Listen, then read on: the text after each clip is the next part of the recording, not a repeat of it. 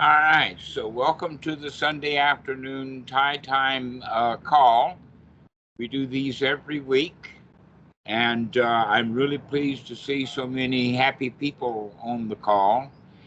Gary has asked a question most specifically about the third tatrad of the Anapanasati Sutta, and so we'll dig into that for a while.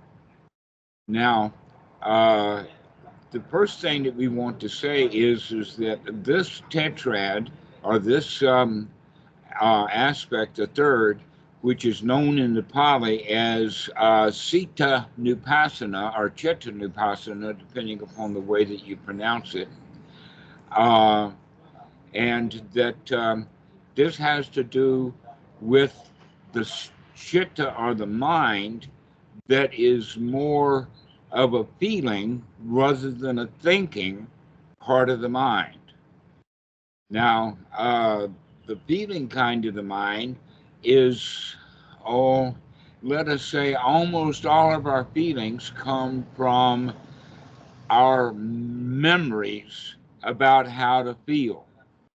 We learned how to feel from infancy. A lot of the way that we feel comes right out of the DNA.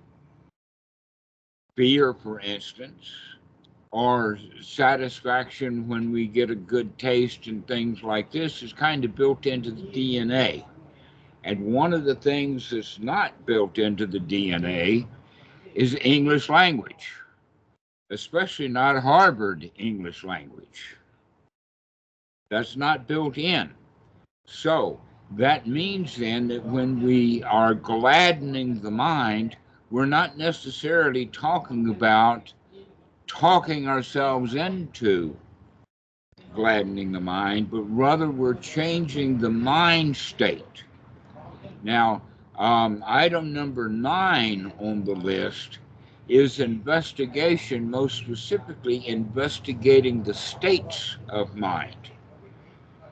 In other words, that which is the mind part of our feeling system. The state of mind that we're in will, in fact, determine both how we feel and the thoughts we have if we are practicing ignorantly. In other words, the DNA or the foundation of that is that the chitta is the part of the mind that has everything to do with our attitude or the state of mind that we're in. Now, there's various states of mind. One of them would be bright, shining. Another word that's used is exalted. Another word that's used is dull.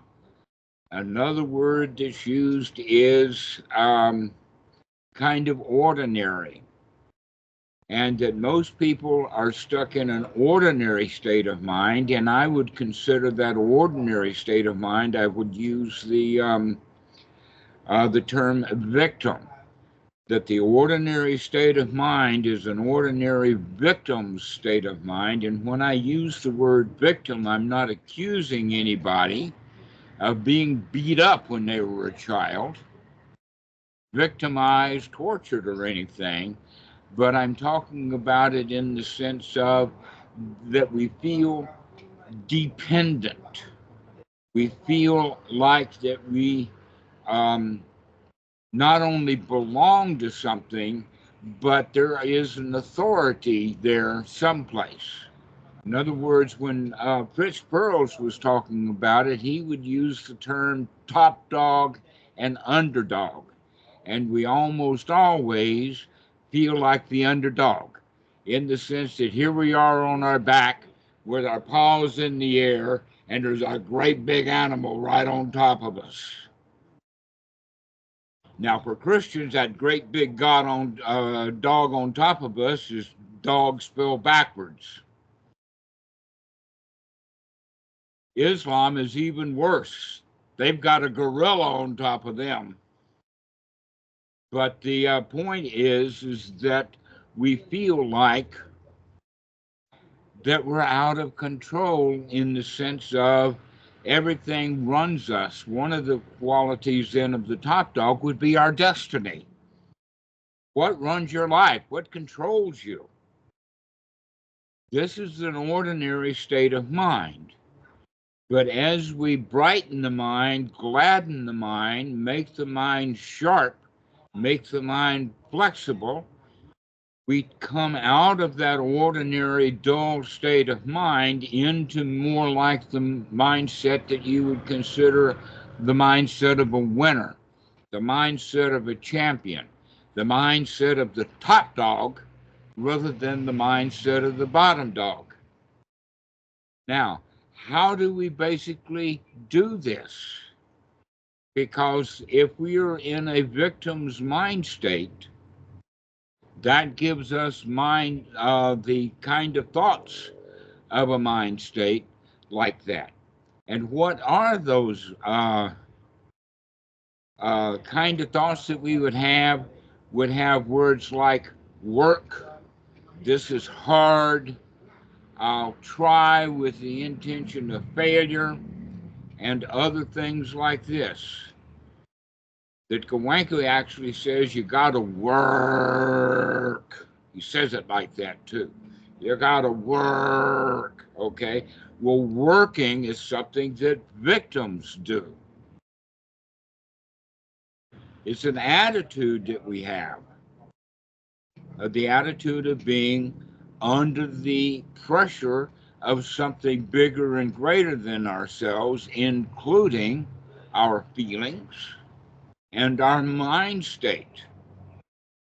That we have the victim's mind state, we've got to work. And so if we begin to investigate our mind state, a best way to do that is by talking about ourselves in the sense of, what kind of attitude do I have now? What kind of state of mind is this? And so if we have that, we can, by investigating it, the easy place to start, by the way, is to look at the kind of thoughts that we have. But as you've heard me say, remember that the thoughts that we have are basically determined by the mind state that we're in. And by the way, the thoughts that we have, the temporary little things that arise and pass away, the thoughts, etc., like that, is called the Dhamma Nupassana, as opposed to the Citta Nupassana. So we're talking about the Citta Nupassana, but we really can't talk about it without also introducing and talking about the Dhamma Nupassana, because we use the Dhamma Nupassana to help recondition. That one of the things that we can say that is actually listed as in the, I think it's step 8, which is actually in the Vedana Nupassana. The step 8 talks about the mind conditioner. Now, people who read it from left to right or from beginning to end, they will misunderstand that the mind conditioner is only the feelings, that our feeling condition the mind, and when they do that, they get that kind of backwards, because normally it's our state of mind that determines our feelings, and that they're interrelated. For instance, if you're in a state of pain, or if you're in a state of fear, then that's going to determine, in fact, which came first in this regard. We don't have to get into chicken and egg jokes, because we all know by now that eggs are really ancient. There's been eggs around for millions of years, but chicken's the name of a bird that was developed less than 200 years ago. So we don't have to worry about which came first, the chicken or the egg. But let's ask this question: which comes first, the attitude that we have or the feeling that we have? A lot of times it'll just see that we just get a feeling and we don't know where it comes from, but that feeling that we get certainly goes along with a particular attitude. So if you are in pain, then the attitude will be generally, oh, poor me. Oh, I don't like this feeling, this sensation, I don't like it. So in that case, you can see that the Vedana, the feeling, is actually conditioning the mind state. However, if we have developed the mind state, then through the development, through the skill development, we can turn that around in the sense of that you can begin to feel the way you want to feel because you have developed the mind state that you want to have. So these two things, and I'll mention it in this way: the investigation of the mind state and the gladdening the mind are kind of the first items on the list of things that we're doing. But if you look closely at the Anapanasati Sutta, you'll see first off that it's in four tetrads. The tetrad is the Kaya Nupassana, the Vedana Nupassana, the Citta Nupassana, and the Dhamma Nupassana, those four. But they each one of them have a subdivision in the sense that in the body, we start with the breathing in and out, and that's the first two items on the list. And then later we begin to practice step 3 and step 4. So you can see that step 4, relaxing the body, is actually more of an outcome of the first half. The same thing is true with the Vedana, that in the Vedana we have the Sukha and the Piti, and then we see the conditioner, and then being able to soften that or manipulate it, or in the sense of the way that I'm talking about it, turn it around. But we have to practice it in the first two first. Okay, so now we're in the Citta Nupassana. The gladdening of the mind and the investigation of the mind states comes first. And we need to get really good at that so that we can gladden the mind and we can change the mind state so that we can then eventually practice the second half of that, which would be then step 11 and 12, if we call them steps. Perhaps better is item, which would be to unify the mind and liberate the mind. Those are the two that are in there. Right? Is that right, Gary? Yeah. That is what that's what I was really thinking about. I mean, thoroughly. I'm looking now at the Anapanasati Sutta as it's set out in the book, In Mindfulness with Breathing, by Buddhadasa, and he's got the translation is he's thoroughly experiencing at number 9, gladdening the mind at number 10. Then you've got concentrating at number 11 and liberating at number 12. Well, I suppose my problem is with, you see, I can understand gladdening the mind. I can understand trying to experience the mind. What am I suppose that is Citta Nupassana. What is my state of mind? What is my mental state? What am I sort of generally feeling in the mind? But then we get to concentrating and liberating. Now, concentrating, what are you know, one thinks of concentrating the mind, of thinking of something specific. Well, yes, I am. And the first thing to go for is now we are involved with a bad translation. Right, okay. Okay. And that the word traditionally from the 1880s, samadhi, has been, let us say, universally translated as concentration, Yeah. which is in some context correct, but in most of the context, it's not correct. That a better word that we could use would be unification of mind, or bringing the mind together.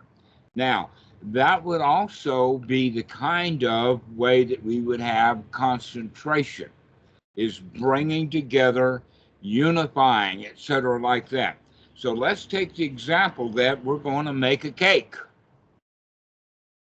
right?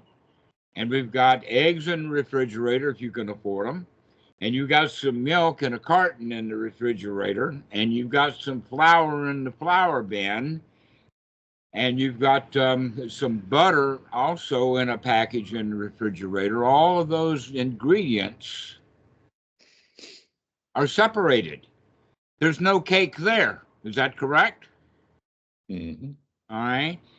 Deidre, when you're making a cake, other than perhaps vanilla extract or perhaps chocolate, what else have you put in a cake other than the flour and the eggs and the milk and the butter?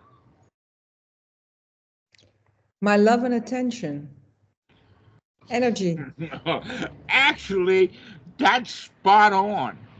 Okay, that's spot on. Now, if we in fact crack the eggs and start beating them, or let us say it in another way, my grandmother made biscuits, and I saw her make biscuits. She made biscuits every day. She would make biscuits. People loved them at the rest home. And so she made biscuits every day. And the way that she would do it is she'd lay out the flour on the board that she had. She had a great big board that was in a stand-up kind of closet that she called a pantry, not a room. But in that pantry, she had a great big pull-down bin that had flour. And she had this big board that she would take out and put on the counter, and then she would take the flour and put it off on this great big board that she had, and then she would take water or milk and in a bowl and dip her fingers in it and sprinkle that water or that milk on the flour to start making dough out of it. Now that we have a mixing bowl, we don't generally do it that way. We kind of just throw things together. So you throw a couple of cups of flour in it, a couple of the eggs in it, put some milk in it, put the butter in it, and then let the electric machine start grinding and stirring that stuff up, right? In a way, is that not, in fact, to make that cake, you're unifying it, especially if you're putting the wise attention in it that you're talking about, Deidre, wise, loving attention, but also that not only unifies that stuff, but it also kind of concentrates it because it was all in dispersed places. You had the flour here and the butter there and the eggs over there, and now you're taking them and putting all together and mixing them up. Is that not kind of a concentration? Okay, so what we're saying then is there are various kinds of elements of the mind. There's the vocal part of the mind in the Pali Canon suttas. We would talk about it in the sense of the sankharas and the perceptions and all of that kind of stuff that lead to various places. But when we have the mind that is unified, when the mind is collected together, that already means that we've been able to take the Citta and gladden it to the point that it's changed the attitude. And then we have the perspective of the feelings, which would be then the sukha and the piti, which is a wow sensation. And then we would also have the body that is relaxed and understood. And so what we're doing is we're collecting all of that stuff together to unify the mind. All right. And when we're doing all of that, what that really then eventually means is that we're going to liberate it from being cake dough into being a cake. We're going to put that turkey in the oven and we're going to bake it. And when it is that, that means it's a finished product. And in that regard, that means you can no longer separate the eggs. In fact, when they're really, really mixed together, it's really hard to separate it. So they're unified. But the liberation comes then as the extra topping on that. Okay, so that's what we mean by liberating the mind, which means that now the mind is no longer under the thumb. It's no longer the bottom dog. It's no longer subject to feelings that we don't have any control over. We can think the thoughts that we want to think. We can feel the way we want to feel. We have the attitude that we want to have. That's freedom, as opposed to being under a ball and chain, which means that we're being controlled by our DNA, by our instincts, that we have real freedom. So that's the fourth item on the list. That's the goal, in fact, of the teaching of the Buddha. You could also go so far as to say the concentration part, or the samadhi part, is also what is required for the knowledge part. The knowledge, and then the liberation is the same as the deliverance. And so, by the way, the word for this deliverance or this freedom in the Pali is moksha. And in Thai language, it's mok. I keep picking on you. Have you ever heard the word mok before? What's Suan Mok? Precisely. It means the garden. Suan is the word for garden. The garden of liberation. Okay. Actually, that's only part of the name. That's the common name. It also has Balaram. Wat Suan Mok Balaram. Now, what that means, if you know Latin, there is in fact, I'll give you the English language, belligerent, bellum, which has to do with power. So basically, what we mean by Watsu and Moka Balaram is that it is a royal power of liberation, and this is the garden for that. The royal power of liberation. So that's what the full thing means. This is really what the Buddha's teaching is really all about, is that knowledge and deliverance, which is also moksha. This is what we're doing, is we're becoming free. Free from what? What are we become free from? I've already said it. Ivan, give it a go. When we're saying free, by the way, before you answer, I'll give you this. There's two kinds of freedom. One is freedom to. For instance, the teenage boy wants to borrow the keys to the car from his dad so that because he wants to have freedom to travel. But if that kid had freedom from, he wouldn't ask his dad for the keys, because he'd be free from the travel. And so the teaching of the Buddha is all about freedom from, not freedom to. So in that regard, Ivan, what are we free from? From our own dissatisfaction. Pardon? Our own dissatisfaction. Right, freedom from dissatisfaction. Precisely, we're free from the dukkha. This is the dukkha nirodha. But I would go a little bit further than that and say it in this way. We're free from everything except for God in the sense of gravity. We'll never be free from gravity. But other than that, we're free from society. We're free from the blues. We're freedom from music. We're freedom from cell phone, including the internet. We've got real freedom, which means we're not dependent upon anything. Oh, so we've got a couple of hands up. Deidre, you go first.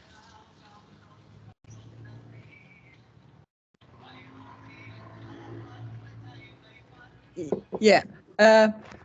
I'm going a few steps before, like when Jerry asked about the concentration and that you said it was the wrong translation. Is that okay? So there's also in step, I don't know if it's about translation again, because now I'm translating it from a Dutch paper, that it also says like the mind is broadened or narrowed. That would be then step 9. Yes. But before that, it says, and then it says, yeah, overtrefbaar. It says like. How about constricted as opposed to narrow versus expansive for broad? Constricted. Expansive. Okay. But the next step is then unsurpassed or passed, like, oh no, like a success or not. Right?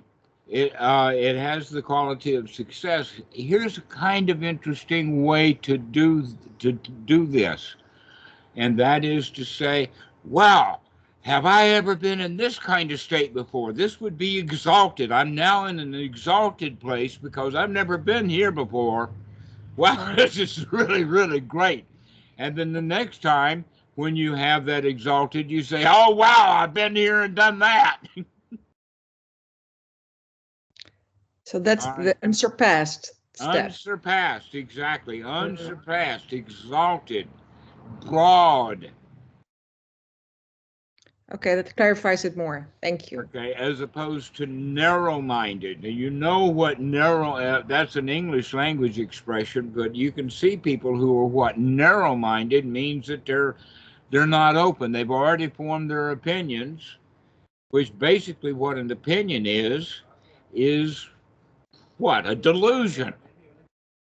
So narrow-mindedness means that we are deluded, we think we know. But when the mind is broadened, when it's exalted, we're kind of open to new things. We're investigating. We want to investigate. And in fact, a narrow mind does not want to investigate. That's part of the quality of it. Why does he not want to investigate? Because he might find something that disagrees with his opinion. Oh, who did that? Let's see if I can straighten that back out. Grid view. There we go. All right. So we've been there. We've been there and done that. We're not unsurpassed. Right. That's another one is unsurpassed. You can see in fact, all of these terms that most of this, by the way, comes out of the a list that is in the Satipatthana Sutta, where we investigate the mind to see, and that they have quite a number of words, exalted, in your case, broadened, unsurpassed, all of those kind of words, is just really look at what you're doing. Are you the top dog? Another word to use would be the lion. That's a really, really high quality attitude. Not that you're out on the hunt, but that you can stand on that ridge and roar. So, Amrit, go right ahead. You got a question. Yeah, I have a question about you were talking about the cake and you are bringing everything together, the flour and the sugar and the butter. And I was thinking of like when I used to do Anapanasati in the past, I was usually using Thanisaro Bhikkhu's method. And it's mostly trying to observe the breath and try to take a breath which you feel good. And now I also added what you say is the verbal fabrication, right? So you are also adding the verbal part of the mind where you're saying, okay, everything is good, nothing to do, nowhere to go. And is it kind of going to that direction that we are adding different parts of the mind and bringing them all together and making them all kind of concentrate? I'm having a little trouble hearing you. Mikey, can you interpret what he said?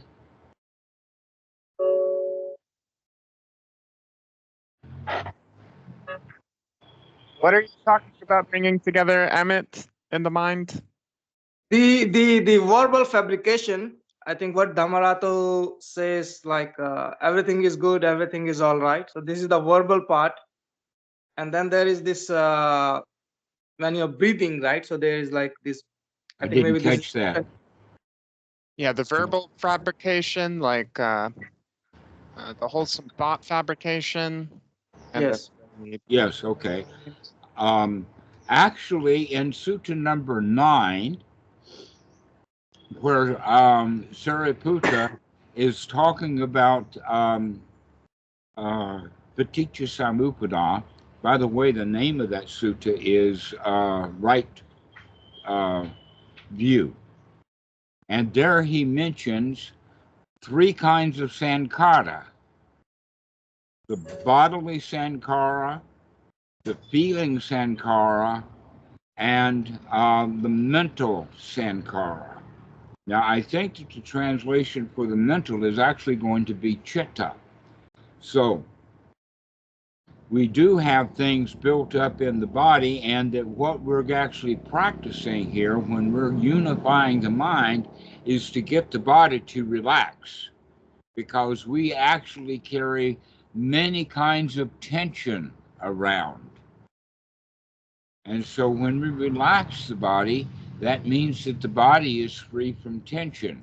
But the question that we're looking at here is that verbal part of the mind. Now, the verbal part of the mind can have, we can talk about it from psychology, would be the cortex, the mammalian cortex. This is where we do most of our learning. The mammalian cortex is what they train in school. When the monks are memorizing suttas, they're practicing the mammalian brain. When the kids are learning a song, they're putting it, storing it in the mammalian brain.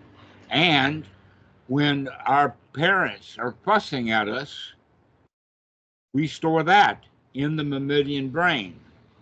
The mammalian brain is also what we would call or consider anything that we would have that would be verbal. Okay, for instance, all the rules that we have, all the songs that you know, all of the poems that you know are all stored in that mammalian part of the brain. Now, often for humans, the mammalian part of the brain is at odds with the citta. So going back then, Gary, to the part of the brain of the unification, it's to bring our rule systems and our feeling systems together. And that the Buddha would recommend that we operate with them differently. And one of the ways is to, when you're making a rule, when you have a concept, in the Buddha talks about that as kind of attachments to laws rules, rituals, ceremonies, ways of doing things. That in fact, some artists are very good at copying another artist.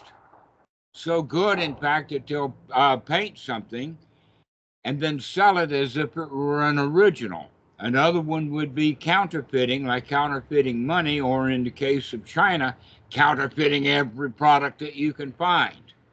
Counterfeiting cell phones, counterfeiting even food. So this actually is that part of the brain that the Buddha uses the word sila, bhatta, paramasa. And the operative word is the sila, which means the supposed tos, our morality. Our morality is always done in verbal language, just like laws are written in the book. That's all verbal, right? And that we always are at odds with the way that we feel versus the way that it's supposed to be. In fact, that there's a three-way disharmony or disunity.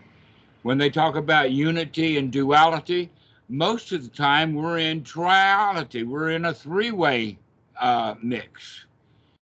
Okay, so what are the three ways? One is the Citta.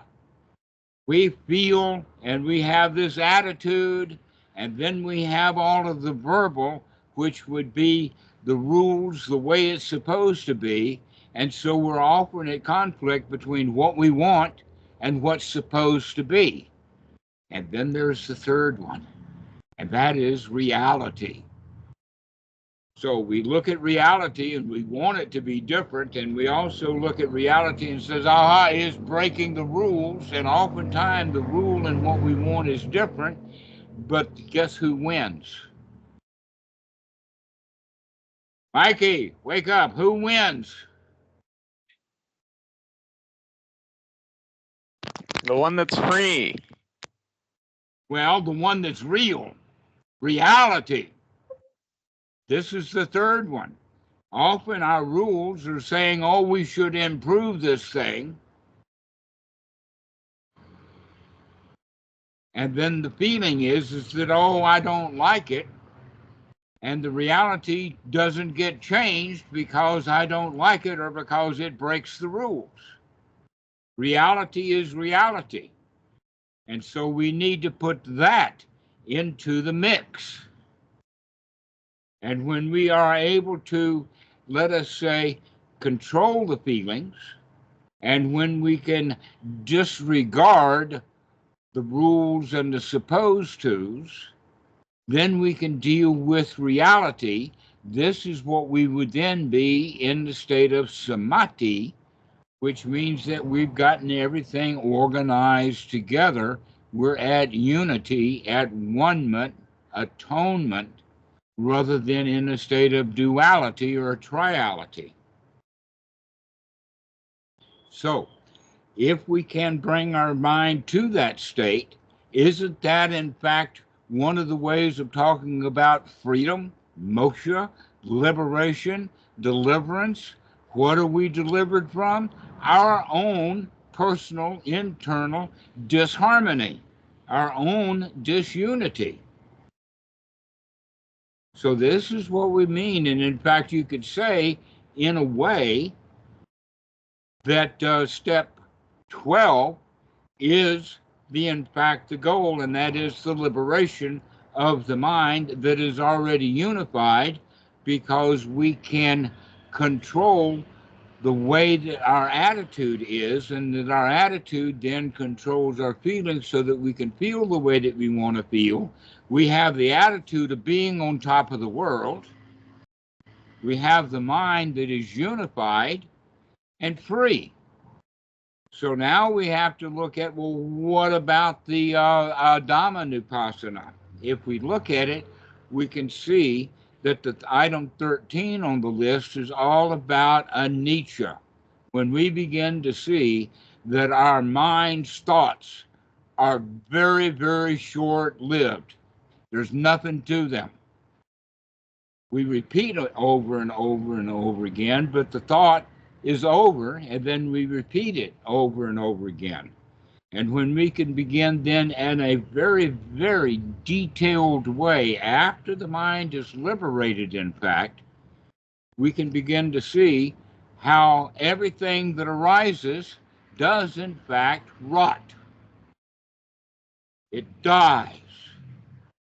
And that what we have to do then with 16, by the way, 13 is the anicca. Everything is changing. Things arise, they pass away, they fall apart. The word that's used in the sutta is cessation, that things just stop. And this is one of the ways that I talk about it from the sense of keep your mouth shut, learn to stop, learn to be quiet. Let things rest, because then we can practice step 16, which would be in the many suttas translation uses the word relinquishment, which we also use as setting things down. Now in Western Buddhism, it's common to say, let things go. Well, you can only let things go when the mind really has done all of these other things that we've talked about for the past 40 minutes, getting the mind liberated. A liberated mind can let things go. When the mind is not so liberated, it takes work.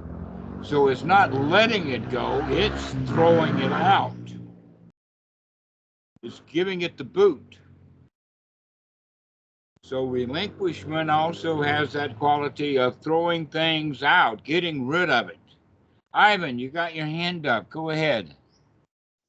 Dhammarato, I asked you, I think a few days ago about, like Ajahn Chah was talking about not getting rid of the unwholesome, just letting it pass or something.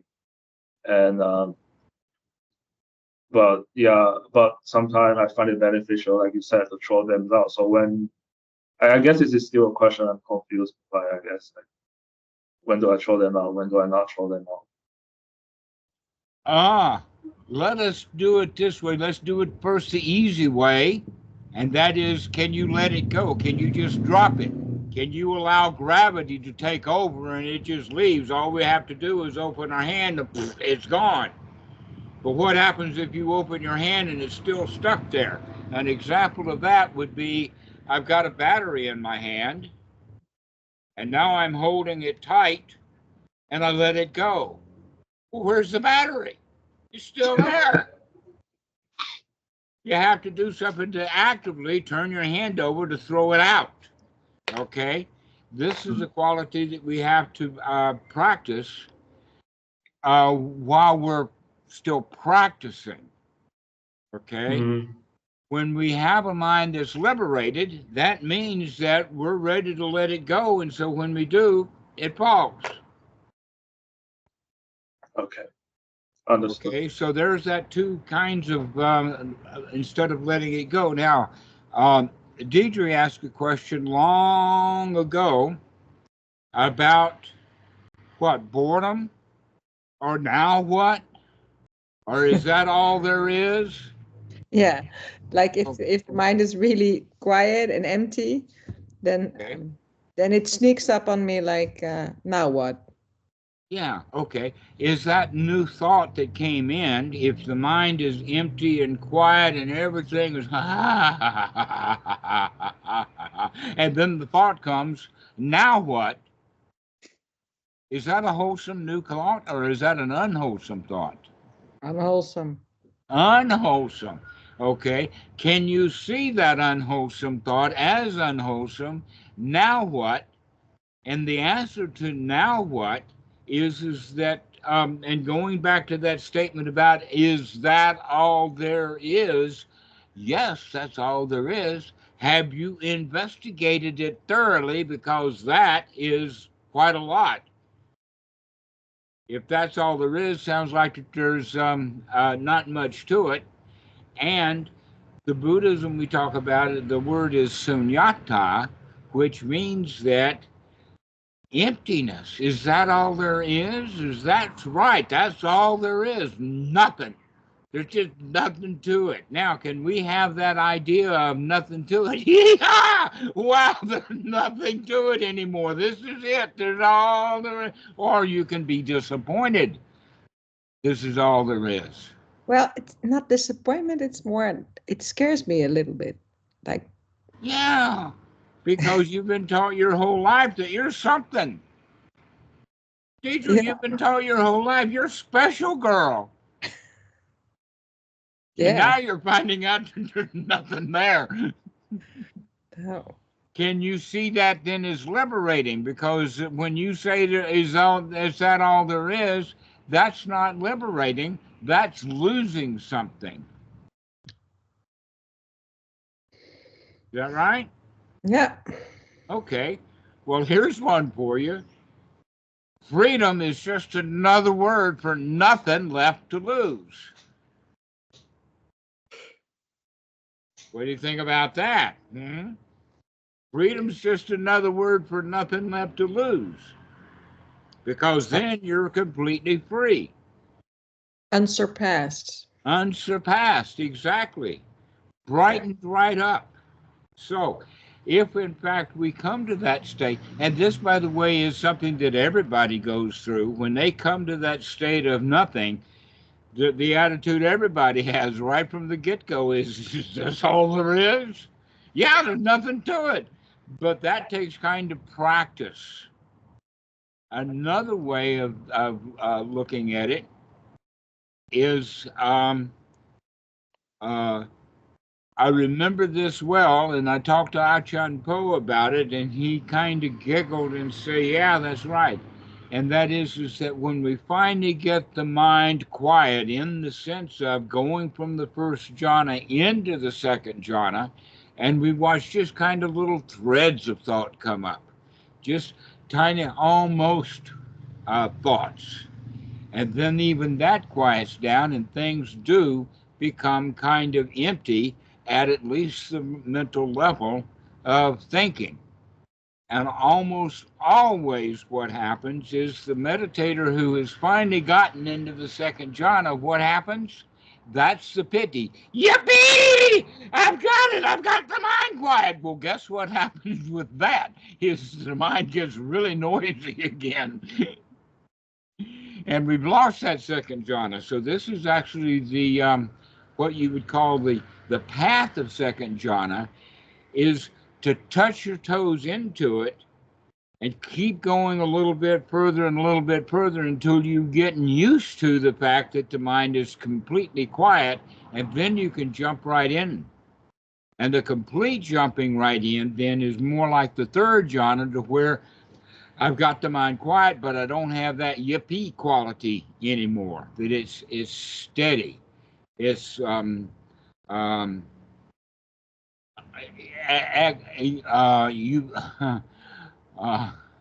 trying to think of two different words in English and in Pali.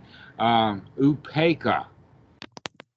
Okay, that is kind of, I'm feeling really good, but the feelings are not what's happening now. It's the stillness that's happening now. All right, and that also in the beginning for that, the question is that all there is? There's nothing there. Okay, so we kind of dislike it. We have to go through both the yippee, I've got it, and also the, well, that's all there is. And so we now are dealing with feelings at a very subtle level. And when we can dispense with both the yippee and the is that all there is, then we can just go into that state of nothing to it. There's nothing there. Amrit, you've had your hand up for quite a while, I think, from the last time. Do you have a question? No, sorry, I just forgot to put it down. Oh, okay. All right. So we've actually covered Anapanasati Sutta again from a different perspective. This time we're working on mostly that quality of getting the mind liberated If it's liberated in empty, like an empty hand, that means that we can relinquish things easily. Now, there's another way that we can talk about it, and using the word, you've heard the word grasping and clinging. Another word to use is carrying, okay, that we care about things. And this is a way of talking about that relinquishment. For most of us, we have to actually actively throw out that which we care about. The things that you care about is what's going to hurt you. For instance, if you care about politics, it's going to be painful. You can meditate yourself out of a wet paper bag. You can get yourself into those jhana states. You can get yourself to completely empty. And if you come back to the television and you start watching stuff and you start caring about it, there's that dukkha again. It comes back. So we have to then practice when we're out in the world to stop caring about everything, that things right now are okay the way that they are. Never mind that Donald Trump is going wild with his tariffs and whatnot. I don't care. Let those guys who are angry at him, let them care and let them deal with him at whatever level they're going to deal with him. I don't care. I'm just watching the show. I'm having fun with it. So, Dietrich, you got your hand up. Yeah, so last time we had a one-on-one call. I talked to you about friendship and being like caring for people. Yes. Mm-hmm. And also like in this perspective, caring for your family, your kids, or your husband or whatever. So it's like Right. So, can you care about your family without carrying them around? If one of your relatives you die on you, are you going to carry that corpse around like Katasi Gautama? I'd rather not. All right. So what does that mean? You've got to set that thing down, actively set that corpse down, put it down, relinquish it. Don't carry the dead. As Jesus would say, let the dead bury the dead. Let other people in your family worry about and care about the people who died in your family. And it may not even be a death, it may be a pregnant daughter. It may, in fact, be a gay daughter, which is, I think, in most cultures, even worse. Okay? Are we going to care about her to the point that we're going to make a stink about it? Are we going to stop carrying other people around? Stop carrying Putin. Stop carrying Trump. Stop carrying the two Vlads. Stop carrying the money. Stop carrying all the stuff that you're carrying around, everything that you care about. The car that you have is going to break. You have a responsibility to service it correctly so that it doesn't break because you didn't change the oil, but it is going to break. And as you can imagine, what if most people do? Let's say the motorbike craps out of them, you right there on the street. What are you going to do? You're going to push it to the station?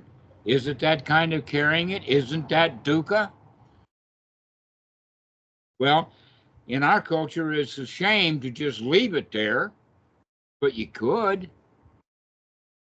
But if you did, wouldn't you think about it later saying, oh, I should not have abandoned that motorbike because it had a flat tire? So what I'm talking about now is when you are doing something like pushing a motorbike, don't have the mental attitude that I have to push it. Have the mental attitude of this is just something to work. Let's have fun at it. This is just a toy to play with. Can you have that kind of what we would call unification of mind. Can you be free from that motorbike even though you're pushing it down the road? And you get tired, what are you going to do if you get tired? Most people are going to trudge and keep pushing. Perhaps the Buddha's way of doing it is take the bike off the road and sit down under a tree and enjoy yourself for a while. Rest. Take it easy. And then when you're all in a really good state of mind again, go back out to the road, pick up that motorbike, put it on the road, and start pushing it again happily.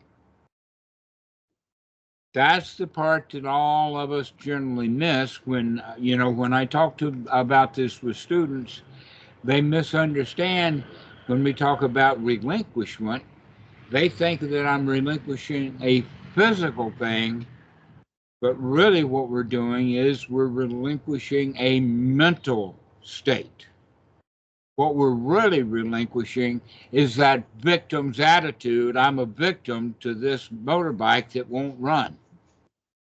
Yeah, now I get you better, because you can enjoy friendship or family or enjoy company or whatever, but if enjoy whatever is there, enjoy whatever is going on, even if they pass on you or things, people get mad or angry or cars break or whatever. Just enjoy the show. Enjoy the show.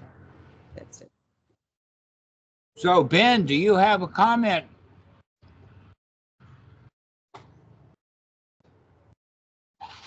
No comment. It's lighter when you don't have to carry things. I'm sorry, what was that?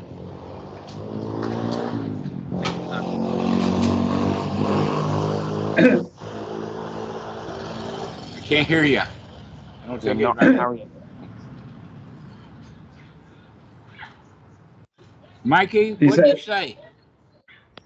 It's lighter when you don't have to carry things. Right, okay, all right. Anna Sis, I see you lurking in the corner with your microphone and your camera off. Do you have something to say?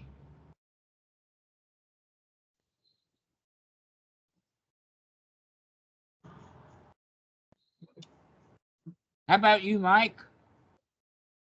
Michael? Yeah, No, there you are. sorry I was late. Thank you, Dhammarato. Is that all? Is that all there is? That's all there is. Nothing. I'm not carrying nothing, Dhammarato. Thank you. How about you, Chris? Have anything to say?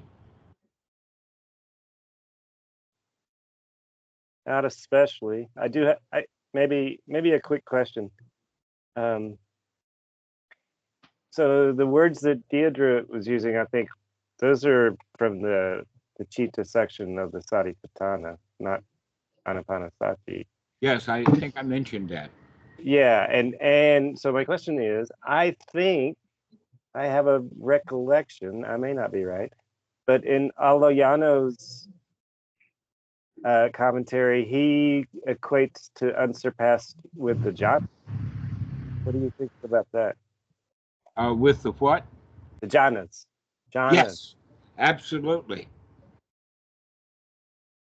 Okay, that when you're in that jhana, that's an exalted state. And But which jhana? Have I gotten to the end yet? well, that's the whole point. Let me explain it like this. The Buddha was extremely clear in many different places, including in Sutta number 36, in the story that's called the Rose Apple Tree, where the Buddha figures out that the path to liberation is, in fact, the first jhana. You can also see that the Anapanasati Sutta is, in fact, geared around the first jhana. It's got all the jhana factors.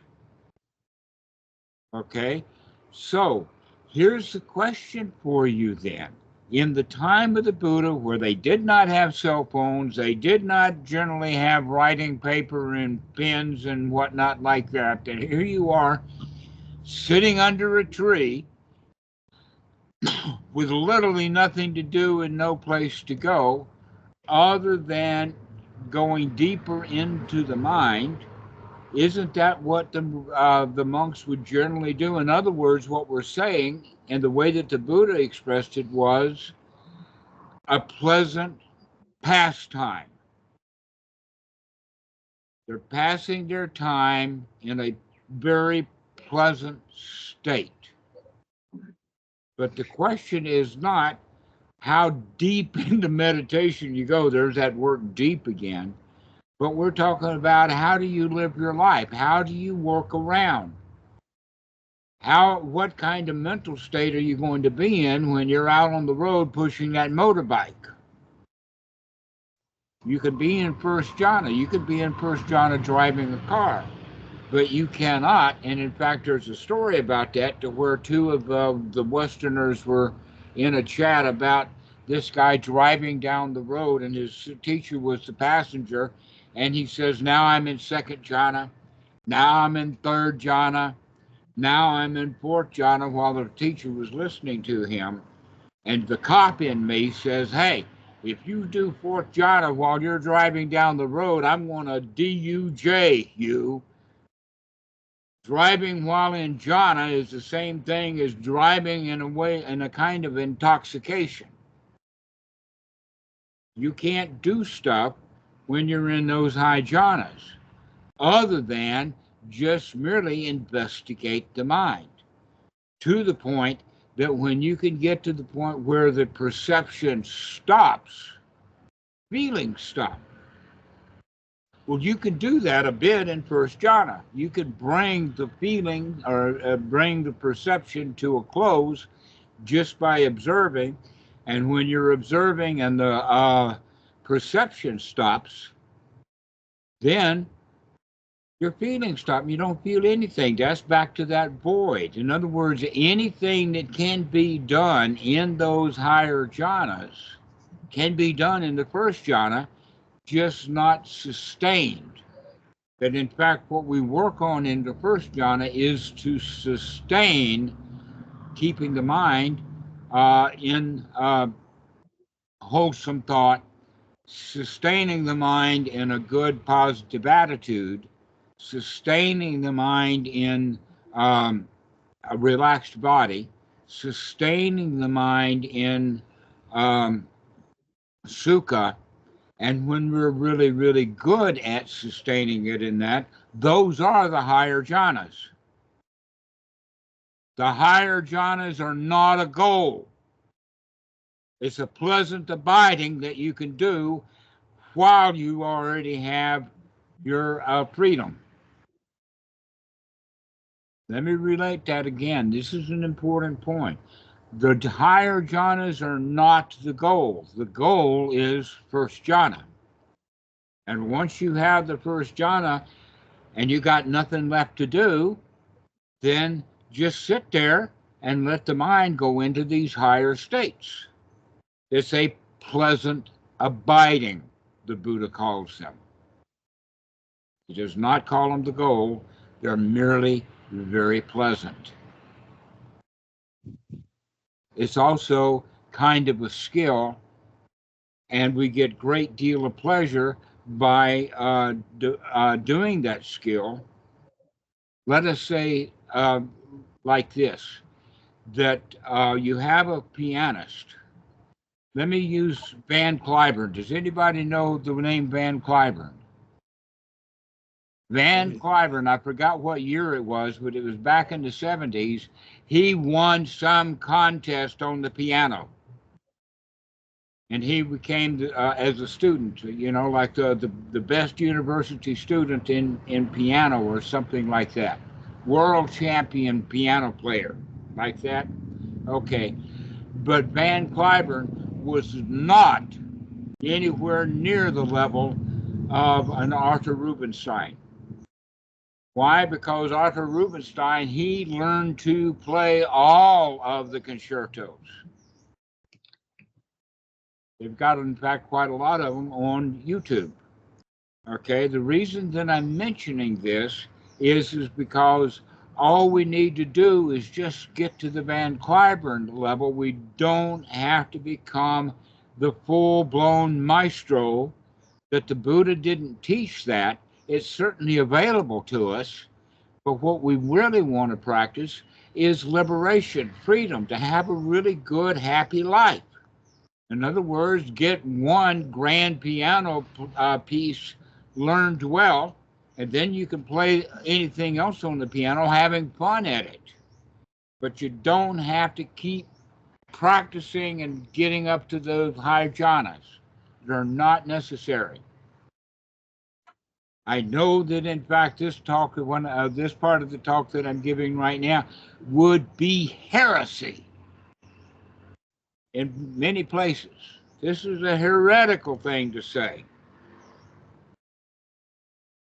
because they want to say, oh no, in order to be fully enlightened, you have to do it the way that Sariputta did. You have to go beyond the fourth jhana to go into boundless space, boundless consciousness, nothingness, neither perception or non-perception, into the state of that nothingness or the stopping of the perception. You don't need to do that to be happy. You have to remember to be happy.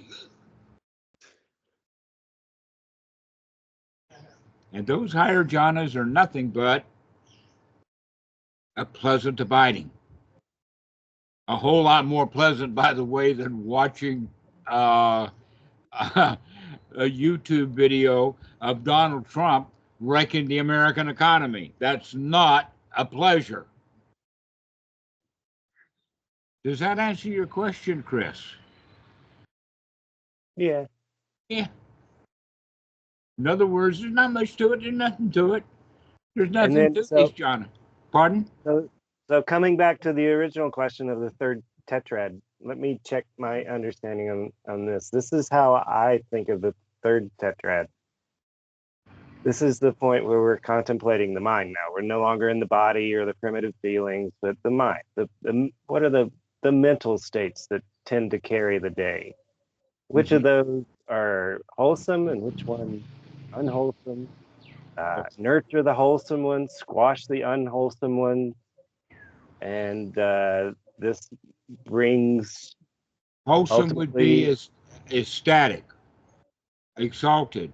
Unwholesome would be dull, ordinary, the attitude of a victim, the attitude of being under someone else's control, the attitude of this isn't good enough. Those are unwholesome mental states.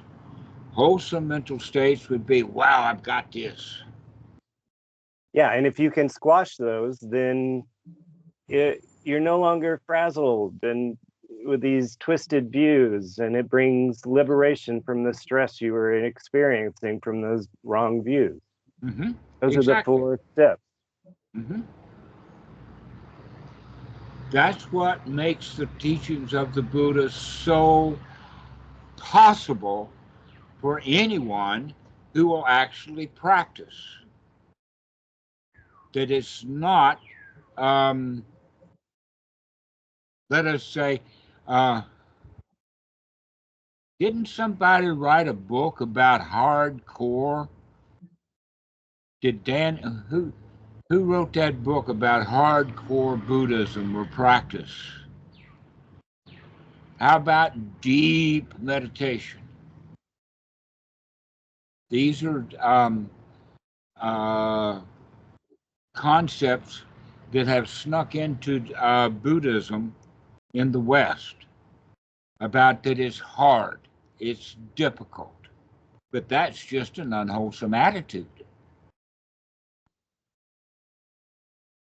The wholesome attitude is, wow, this is really nice, this is easy. There's nothing to it. In the sense of, instead of asking the question, is that all there is? We say, is that all there is?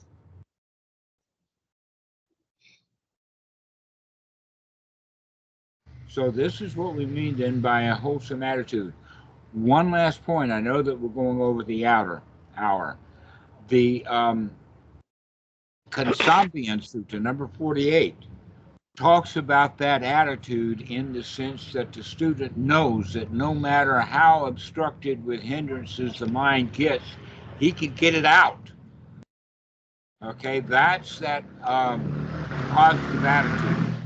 I can come out of these hindrances and see things the way that they really are. But he knows that not in the sense of a one-time shot, but he knows because he's done it so many times that he is not a victim to his mental hindrances anymore. He can, in fact, as soon as he sees that hindrance, as soon as he sees that obstruction, he says, I can get out of this. And by saying that, he's changed his attitude and he has, in fact, come out of it. The Buddha says that this is the first step of the noble, that this is the first step of the path. So in some regards, you could say that one who has that attitude of I can get my mind straightened out no matter how obstructed it is. So let us say that we walk out of the Department of Vehicles or something like that, fuming. And as we walk out, we can say, wait a minute, I don't have to feel like this. And we can change the attitude. And by the time we get to the car, we're happy again. We're skipping. Yay, I can be okay. Even though I didn't get the license that I came here for, I can still be okay. This is that quality of the first jhana that we're looking for right from the very beginning of the path. And that is that I can remember that I can come out of this. The same thing would be true if let us say that you're angry. The question is, and in fact, a good question about this is that when you're angry, most people, when they're angry, they don't know they're angry. They can be confronted with it, and they still say, no, I'm not angry. They'll say it in a way of, screw you, I'm not angry, when in fact it's clear that they are, but they don't admit it. Because why? Because they're not supposed to be angry. They've got that rule. There's when they're attached to the rule instead of looking at it. And the right way to do it, when you say, oh, well, you're angry, you say, yeah, there's angry there. I can see that. And I can come right out of it because now I can see it. Well, hopefully, you don't have to be confronted with your anger. You can just see it. Go ahead, Chris. So just hypothetically, okay. Suppose you were trying to establish a footprint on Facebook with a group that you're trying to ramp up. What do you do with all the angry, snowflake, whiny victims of their identities? You just ignore them? Yeah, just ignore them. That's all you can do, right? Yeah, that's all you could do anyway. You're not going to fix them. You'd treat them the same way that you would treat anybody that's angry in the grocery store. An example of that is a middle-aged or elderly woman walks into the grocery store in California trying to buy a 6-pack of beer, and they want to card her. You got to prove that you're 18. Well, look at me. Isn't that proof enough? Is the way that she would think. But she'd get angry at that. How dare you want my ID? Especially if I don't have it.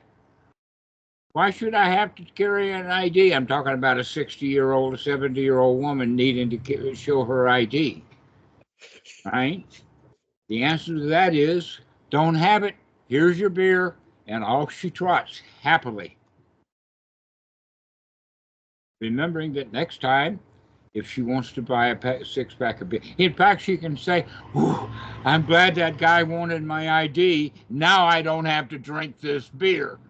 Or actually, what the 70-year-old wise woman would do is leave the big warehouse grocery store that underemploying their level of help is pretty low with all these rules. I mean, she just go next door to the grocery store and get her beer. And you would just leave Facebook. You don't participate in all that. So what? I did that, by the way, with Reddit. I haven't been on Reddit in 5 years. It might be a wonderful place, but I haven't been there. I left it 5 years ago because this is just a bunch of crap, especially the Buddhist groups. Yeah, right. And now we're starting another one. All right. So that's how you deal with it, by not dealing with it at all. Now, you can imagine that when that woman is there in that grocery store, that some people are going to be for her and others are going to be against her. How dare you want to buy beer without having your card? And somebody else is, how dare you confront an old lady? And everybody's got an attitude, and the next thing you know, while she's sneaking out of the grocery store happily, you've got a fist fight going on in her behalf, which is exactly what happens on Reddit or on Facebook. People have opinions. Can we, in fact, live our lives happily while we have to deal in a way with people who have opinions? That's basically what we talked about yesterday, in fact, is how to deal with people. The answer to that is don't. You just walk away. Or in Facebook, in fact, if you find the people who are complaining on a website that you're dealing with, for instance, Dean is taking over our Facebook, I imagine that in that regard, he can control who's on there and delete those things. And in fact, that's what we've done on the YouTube, is occasionally, very, very occasionally, most of the comments that we get are absolutely happy, spot on, congratulations, bunches of hearts and that. But occasionally we get somebody on who wants to fight, wants to contradict what's said. What do we do with them? We delete them. We delete that comment. If somebody does, I haven't ever had this. In fact, I did long time ago, where I actually banned one or two people from the group because their stuff was unwholesome. So, Dean, I give you permission. If somebody's on the on your group, the Open Sangha, and they're complaining about something, just delete it. If you're on somebody else's and people are complaining, don't answer it. Does that answer your question, Chris? But it's so fun. I see you, Mara. Yeah, I see you, Mara. I see you. You don't have to get stuck into it. You're wrong. Let me tell you how you're wrong. Yeah, and in fact, if you'll only read what I have to say, you too will become enlightened.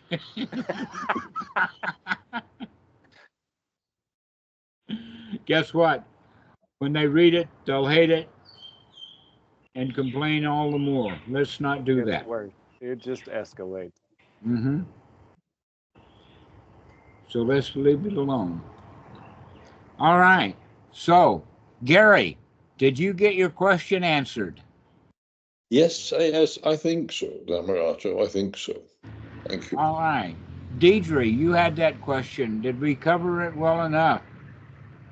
Well enough, Dhammarato. Fully All content. right. How about you, Amrit? Do you have any closing remarks? No remarks. Thanks a lot, Dhammarato. All right. How about you, Ben?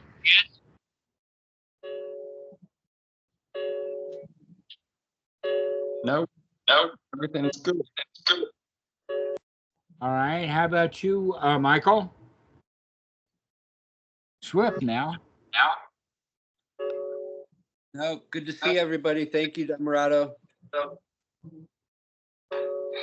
All right. Let's see who else is behind this banner here. Is that Emily? Do you have anything to say, Emily? Thank you, everyone. This was a really fun call. I really appreciate all the great reminders about the practice. Like that caring does not mean that you have to carry those things around, and that a lot of thoughts that we have, which might seem like obvious, and then you see that that is also unwholesome, like the thought of that there is boredom or now what, and we might forget that this is also unwholesome, and I really appreciate uh, this great discussion. Thank you. Ah, so Mikey, can you help me with what she said?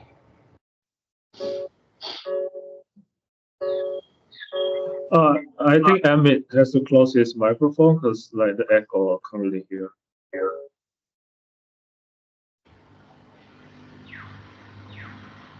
Mikey. Yes, some of that came through for me, but most of it was unclear. It sounded like she was just kind of going over the talk and saying thank you for the wholesome reminders, and yeah, we don't have to carry the unwholesome. We can just throw it out. Great. Okay, Mikey, so let's finish this off. Let's land this plane. Okay. Let's flush this toilet. Glad to see so many smiling friends today. Thank you all for being here. And go play with OpenSanghaFoundation.org. We've been putting some more work into it, really having a whole lot of fun with it. Go check out the Sangha group, go check out the videos, transcriptions. Christopher has been doing some really great work with the transcriptions lately, and we've started to link those to the YouTube videos as well. So yeah, be sure to go to the transcription. Click on the transcriptions. That's an important point. Yeah, we're getting a lot of the some of them are quite old. Old videos were getting transcribed and put onto the website. And there's also some cool summaries written with those transcriptions as well. So if you need some reminders about the practice, that's a worthwhile resource. So yeah, go check that out. But yeah, thank you everyone. And thank you for this Sangha call. Really enjoyed it. Yes, very good. Thank you all for coming. Excellent questions today. Thank you, Gary. I hope to see you again soon. Dhammarato, just one thing. If I want to talk to you one-on-one, hang on. Just call.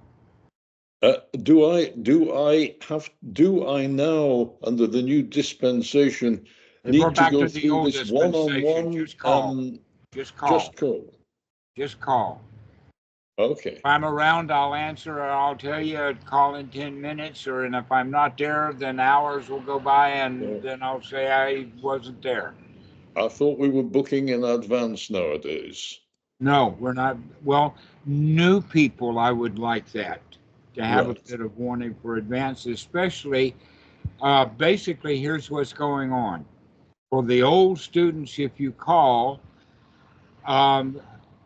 if I'm in the bedroom, I'll just answer you from the cell phone. But if I want to record the call, then I got to get up and come out here, use the walker and crawl out here with broken legs and get to the desk, and so that we can record the call. But I'm beginning, even with new students, I'm beginning just to take the call on the cell phone. Because I'm not concerned. You see, in the old days, we used to have a plan. We had a concept. Every day we put out a video. Now we don't care anymore. We've already gotten 2,000 videos, and so we're doing what, Mikey? About one every other day now. Yeah, about one every other day, yeah. And so I'm not nearly concerned about getting them recorded anymore. I've gotten old. Join the club. I've lowered my standards. My sila is not bhata paramasad anymore. Great. So just call. Thank you. All right. Well, thank you all, guys. I really appreciate it. This has been a great call. We've had quite a few people on it, 13 or so. So we'll see you later. Thank you all. Bye-bye. Thank you, everyone. Thank you, Dhammarato.